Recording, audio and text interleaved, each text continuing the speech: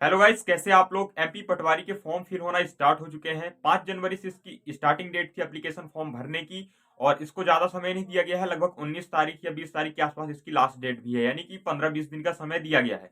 हो सकता है कि इसकी डेट जो है तो बढ़ाई जाए आने वाले टाइम पे, लेकिन आपको लास्ट डेट का इंतजार नहीं करना है, क्योंकि काफ़ी सारे लोग इस पे जो फॉर्म फिल करने वाले हैं, तो इसका जो सर्वर है वो भी काफ़ी ज़्यादा डाउन हो जाता है। तो आपको अभी से इसका फॉर्म भर देना है। मैं भी एक गवर्नमेंट जॉब एस्पिरेंट हूँ और मैं भी एमपी पटवारी का फॉर्म फिल करने वाला हूँ। मैं भी अभी के टाइम पे व्यापम की ही तैयारी कर रहा हूँ। मैं एमपी पटवारी की जो है तो प्रिपरेशन कर रहा हूँ पिछले 1 महीनों से। तो किस तरीके से मैं अपनी प्रिपरेशन करता हूँ, किस तरीके से मेरा जो टाइम टेबल मैनेज करता हूँ, सारी चीज़ें अगर आपको भी जानना है, आप हमें कमेंट कर सकते हो, कमेंट में हमसे पूछ सकते हो। यहाँ पे आप देख सकते हो मैंने कि किस तरीके से अपनी प्रोग्रेसिव रिपोर्ट बनाई हुई है, किस तरीके से मैं टाइम मैनेज करता हूँ। सारी चीज़ें मैं आपको वीडियोज़ के माध्यम से बता सकता हूँ। देखिए गाइस, सबसे पहले तो एमपी पटवारी के फॉर्म फिल करने से पहले आपको कुछ चीज़ें ध्यान में रखनी है बात। सबसे पहली तो फ़ोटो आपको पता ही होगा कि पिछले लास्ट के 3 जब से आपका फॉर्म स्टार्ट होता है, मतलब जब आप फॉर्म भर रहे हो, उसके लास्ट 3 मंथ्स के अंदर की फ़ोटो होनी चाहिए और वहाँ पे जो डेट होती है वो 3 महीने के अंदर की होनी चाहिए। उसके बाद आपका जो रोज़गार पंजीयन है उसको अपडेट कराना काफ़ी ज़्यादा इम्पोर्टेंट है, क्योंकि लास्ट में फिर दिक्कत आती है। अभी आपका फॉर्म जो है तो भर जाएगा, कोई दिक्कत नहीं है, लेकिन लास्ट में आपको दिक्कत आएगी कब? आपके डॉक्यूमेंट वेरिफिकेशन के टाइम पे। और आप अगर जिस भी कैटेगरी से हो, जैसे कि अगर आपका ईडब्ल्यूएस कैटेगरी है, तो ईडब्ल्यूएस का जो भी आपका सर्टिफिकेट है उसकी जो डेट है वो अपडेटेड होना चाहिए, मतलब पुराना नहीं होना चाहिए। बाकी सारी चीजें आपकी अपडेटेड होनी चाहिए, तो उसके बाद ही आप एमपी पटवारी का फॉर्म फिल करिएगा। तो अब बात कर लेते हैं इसके एग्जाम्स की और उसके प्रिपरेशन की, किस तरीके से आपको करना है।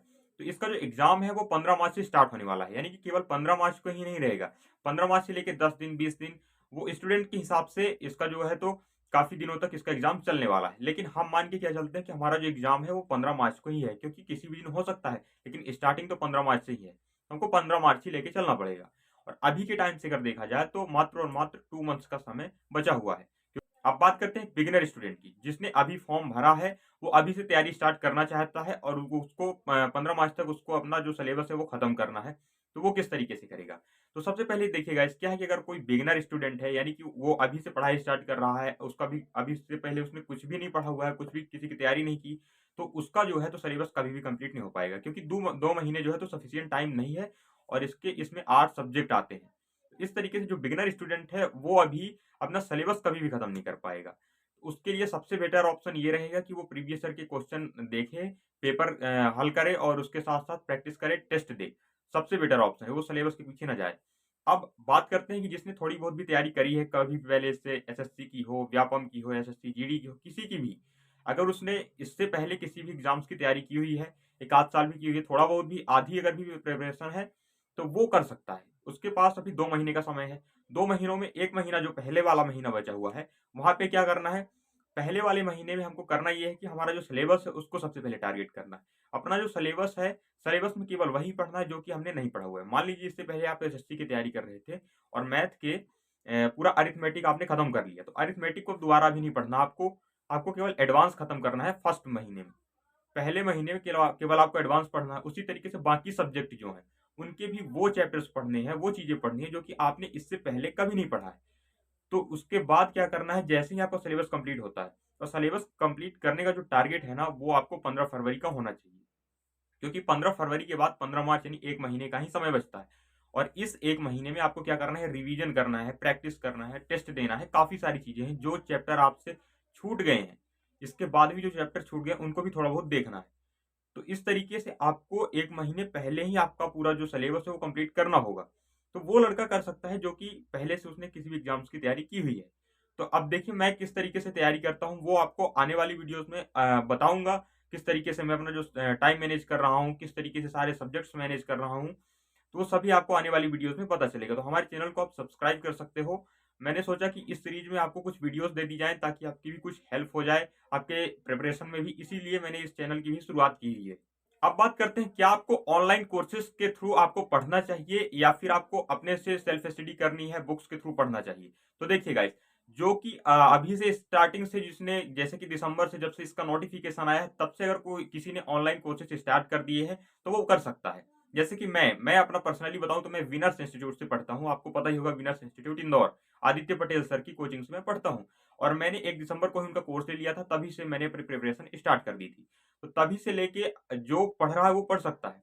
लेकिन अभी के टाइम पे अगर अभी आप कोई ऐसा ऑनलाइन कोर्स खरीद रहे हो जो कि सिलेबस कंप्लीट करवा रहे हैं, तो उनका क्या है, वो तो आपको पूरी रिकॉर्डेड जो वीडियो होती है वो दे देंगे, लेकिन आपके पास इतना लोड हो जाएगा ना कि आप पढ़ ही नहीं पाओगे। पूरी रिकॉर्डेड वीडियो इकट्ठा दे दी जाएगी आपको, आपको लगेगा कि 28 चैप्टर ही हैं, आपको लगेगा कि 10 चैप्टर ही हैं इस सब्जेक्ट में, लेकिन आप पढ़ नहीं पाओगे, यकीन मानो। तो इतने सारे सब्जेक्ट्स हैं ना, कम से कम 8 सब्जेक्ट हैं, आपको पता ही होगा। पिछली बार के मुकाबले इस बार काफ़ी ज़्यादा टफ हो गया है। 2017 का लेवल और 2022 का लेवल कभी भी धरती आसमान का अंतर है, आप समझ लीजिए। ये इस बार ग्रुप 2 सब ग्रुप 4 के अंदर भी आ रही है। इसमें 8 सब्जेक्ट आ रहे हैं।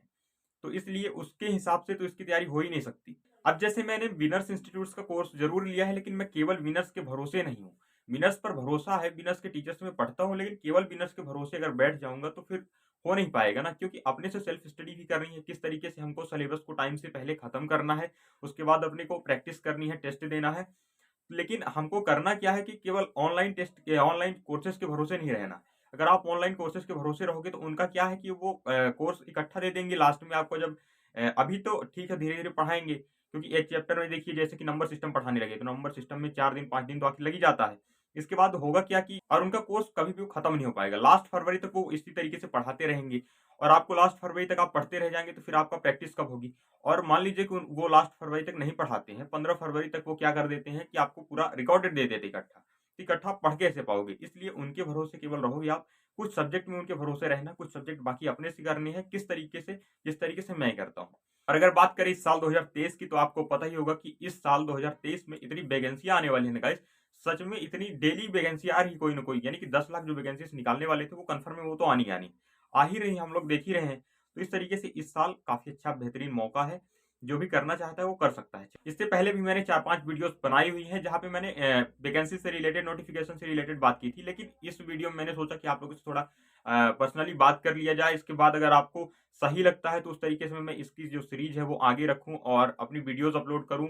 एग्ज़ाम से रिलेटेड, तैयारी से रिलेटेड किस प्रकार से तैयारी करनी है, किस प्रकार से सारी चीज़ें करनी है।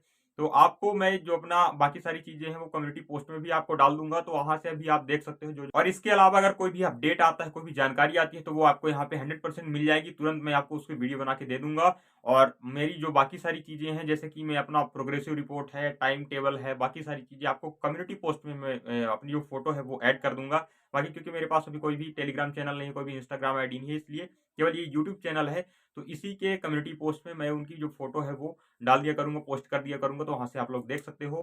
तो चलिए गाइस, आज की वीडियो में बस इतना ही। मिलते हैं किसी और वीडियो में, तब तक के लिए जय हिंद।